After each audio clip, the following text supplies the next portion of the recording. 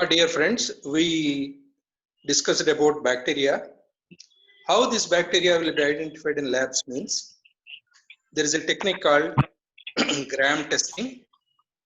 This gram test identifies what kind of a bacteria. These bacteria are categorized again based on its color it is taking. They are called gram positive and gram negative. Gram positive bacteria will take a violet color. This is simple academic purposes I am telling you. But basically, you will understand there is a technique, there is a dye technique to identify a bacteria. This is called gram test. Bacteria, after the bacteria, we told you there are algae.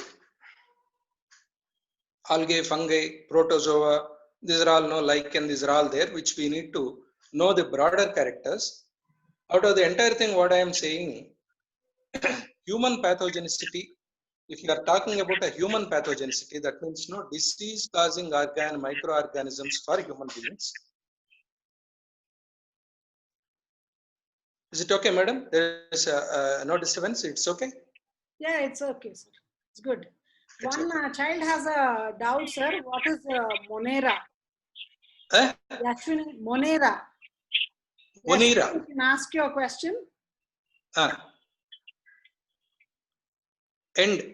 no. Ma'am, not my question, ma'am. Okay. We will do it in the end. Okay. We'll do it now after this. Probably another 10-15 minutes I will take to describe the characters. After that, we give session for doubt clarification. Yeah, question and answer session. Algae, no, there are 5-6 types of microorganisms, but out of these, if you talk about disease-causing bacteria, disease-causing microorganisms on human beings, we need to concentrate basically on only 3. That means bacteria, viral, and then fungi. Very little, 1 or 2 are there. In Helminth side, there are protozoan. There are very few, but they are only of academic interest. But broader now, when you see the world scenario, the majority of the causative organisms are coming from bacteria and viruses. Well, algae. Algae is one of the prokaryote microorganism. These are algae, right from single cell to many cell structure it is there. Basically, the single cell structure comes under this microorganism. The characteristic of algae is it is a true cell. It has got a green pigment inside called chlorophyll. With the help of chlorophyll, it produces its own food. It is not dependent on anybody. Like any plant, which is green in nature, which produces its own food through photosynthesis. Here, this algae also produces its own food through the green pigment it has got inside. It is also called chlorophyll. So, it's not dependent on anything. Whereas bacteria, I told you, it cannot produce its own food. It needs a host. It enters the host, and then either it absorbs the food of the host, energy of the host, or it prepares its own by using the resources inside the host. It prepares its own nourishment for its own development. Virus is also the same case. Bacteria lives outside the world also without a host, but virus cannot live in the absence of a host. It is as good as dead. Algae, single-celled, multi-celled, it will have various shapes, and here it has got chlorophyll, a green pigment, and it produces its own food. It's not dependent on anything, but it is majority, it will not cause harmful effects on the human beings or plants and animals, But this microorganism, particularly algae, it gives a lot of benefits to the human beings. And in agriculture, in fixing atmospheric nitrogen into urea products, nitrogen products to the plant, in that way, it is contributing a lot to the ecology, environment. It has got a character. It suppose any legume plant you see, legume plant means no bean family, any legume, even including groundnuts. What it happens is that it enters these kind of organisms, some of the bacteria and some of this green algae, they will be there in the nodules of the roots. Roots will have no some wort-like structure. If you cut open and see, there will be either a microorganisms, either a green algae or it will have bacteria. What these things will do, it takes the atmospheric nitrogen, converts into nitrogen products, which are in the form of urea. Plant takes those products and it grows. That means any nodule you are finding to a legume plant means it is fixing nitrogen. That particular crop is going to give more yield. Likewise, there are blue-green algae, some of the green algae you find in rice fields. They are called azolla. These rice fields, if a greens come on the water in the fields, that is nothing but a cultured algae they drop there. Because of that, atmospheric nitrogen they take, they convert into urea and then no leaves it to the plant. Plant takes it through its roots, grows in size. These are all beneficial. And they are used in pharmaceutical industry, and they are used in some of the product based now industry. These algae are used.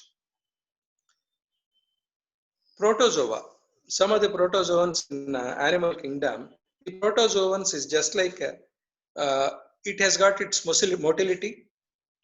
Algae, you have a pigment called chlorophyll through which it can produce its food, but protozoa will not have a pigment. It belongs to the animal, but it's a microorganism. It cannot produce its food because chlorophyll is not there. It depends on a host for its survival. That means waste, some of the waste, animal waste, food waste, and some of the you will throw it the side of the road, garbage areas. In the garbage areas, these protozoans, they convert those debris into their food and they thrive there. In that way, what they do is that the hard soil will be made into a fine soil, and the soil now will be made useful for agriculture. If a hard soil is there, you cannot plant any tree. But a soil is stilled, make into a fine powder. Certainly no, you can plant there. Automatically it's easy for the roots of the plant to penetrate inside because of the looseness of the soil. So these we call they are depend on some other animal or plant waste. They are saprophytes. They are called saprophytes. Don't worry about the word, but they are dependent on some other animals. Here algae self-sufficient. These protozoa, another type of microorganism, it is not self-sufficient. It depends on some other waste products.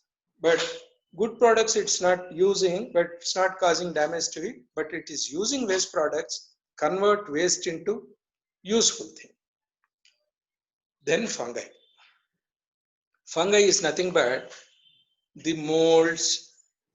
I told you about the bread mold, where some kind of a patch, kind of a greenish scum you are finding it there. The greenish thing is called a conidia. That's called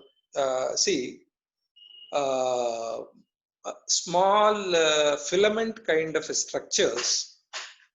This is again, this fungi is a microorganism, both harmful and useful. I don't see a case where it is useful, but majority of the fungi are harmful, but harmful to the human beings in a limited way, but harmful to the plants in a major way. A plant will have some kind of disease. It grows to such an extent. After that, it starts wilting down.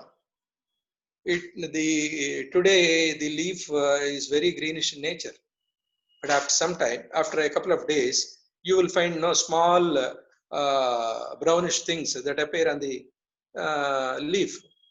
After this smaller thing now increases in size, after a couple of weeks, entire thing turns into brown, and then now it dies.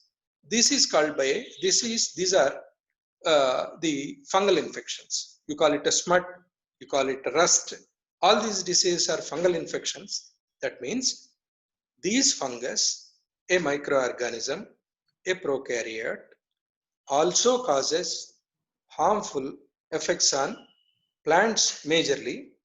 To the minor effect, to the food plant, again, no food products, it spoils majority of the food products. Any fungus, it converts into a non-edible thing. An edible thing you are keeping there, a fungus attacks it, it makes it non-edible. And then the very few skin diseases, and then some of the fungal diseases you can find on human beings also, particularly scabies. There will be a lot of itching on the skin. You go on itching it. After some time, the doctor either prescribes a balm kind of an ointment. You apply the ointment on your skin. After a couple of days, 3-4 days now, the itching comes down. After that, the disease also comes down. There's nothing but what the fungi does there. It infects your skin. It will not enter inside the body parts. The place is only the skin. There it spreads through its long filamentous growth. It spreads through wherever it is possible. It spreads in the area, and after that it reproduces. That means it is growing in number. It tries to grow in number. Today there are 5 filaments, 10 filaments, and tomorrow it becomes 100 filament. Later on it becomes a lakh filament. All filaments they produce some kind of a spores. Spore is nothing but a reproductive potential ball-like structure, where a spore drops onto some other area. Again, it develops mycelium there. That filamentous structure. More number of spores, more area of infection. That through wind, spore carries to some other area. Another hand, there it falls. It again develops a skin disease. Likewise, skin disease spreads. So, balm or the ointment the doctor is giving to you, he wants you to apply it. So, you are applying, you are causing death to the spores, not the mycelia. When spore is dead, automatically further spread is dead. Likewise, it acts. And the deleterious effects are more common in very few in human beings, good in animals, and then majority of the fungi-based diseases are common in plants. All kinds of fruit plants, particularly cereals, all kinds of vegetables, all kinds of fruits. These fungal diseases are very, very common. Then there is another category called lichens. Lichens, lichens. These lichens, they do not cause any harm to the human beings, plants, or animals. These are helpful. What is the composition of a lichen? You will be surprised. It will have a algal component. It will have a fungal component. Algae component means to prepare its own food, it needs an algae, and fungal component to spread, multiply, and then now occupy more area, it requires the fungal component. This fungal component in a way protects it. Algal component is supplying food to it so that it grows. Where you will find this thing, if you simply remember, suppose you have visited Tirumala or any rocky area where kind of a moist rocky areas, hilly areas, where continuous moist supply is there to the rocks, you will find a green scum attached to the rocks. And some of the dry areas, dry rocks, if you see, a whitish patch is attached to the rock. This is called lichen. What is doing there, you know, why it is attached to this whitish patch, lichen, why it has chosen rock as its place? That means it is slowly converting rock into soil. This rock, over hundreds of years, nobody is touching it, but rock is disappearing into a small powder.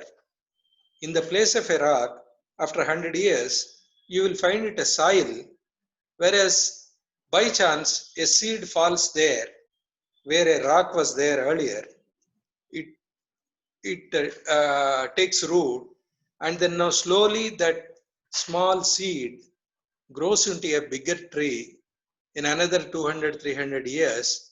Likewise, all Rocky Mountains, wherever you are seeing kind of a plants and trees there in the Rocky Mountains, nobody has planted them. Only because of lichens, the plants have converted themselves into soil, given scope for a seed to emerge from that, and a tree is formed. So this is basically the nature of a lichen.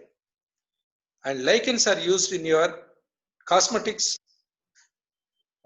beauty products, particularly derived for women, and pastes also. In toothpaste also, the lichen component is used. These are the uses of the lichens. Well, we have covered bacteria, algae, protozoan, fungi, and lichens. One more category is called a slime mold. The slime molds will not have a shape at all. It will have a thin membrane. It will have a motility because doesn't have a rigid cell wall, so that it can move from one area to the other area. But basically it is for absorption of the water. It doesn't create any kind of a problem to anywhere. But it becomes a part of the soil where it absorbs water and thus absorbed by the plant. Plant will retain, the water will be retained in particular state because of the slime molds for more number of days. That is it. But still, it is the term comes under microorganisms. I have mentioned it. Then there are one small category called prions. Prions, P-R-I-O-N-S, but they are called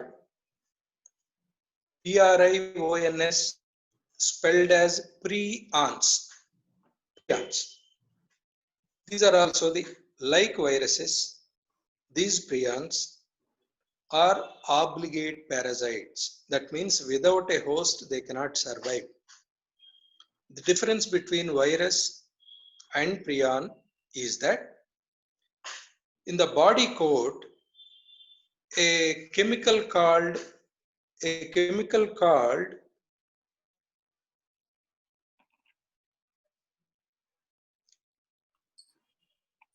I'm taking a minute because I have forgotten it.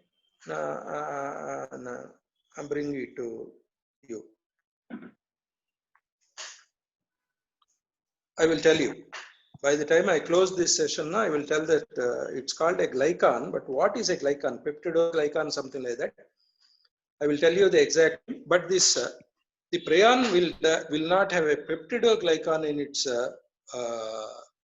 coat, whereas virus has it. That's the only difference. Otherwise, some of the foot and mouth diseases of animals and then anthrax disease, these two viral diseases are caused by the prions. If you say what are the differences, what are the diseases for these prions, these two can be cited. With this, I have come to general categorization of the various organisms categorized under microorganisms.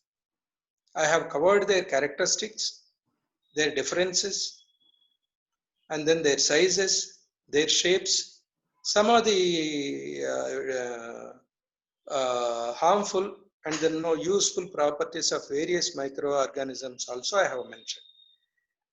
In my next tomorrow is the second session. In this, I am going to concentrate mostly on the human diseases. Till now, worldwide human diseases, their mechanism, particularly bacterial diseases and viral diseases, and viral action, bacterial action.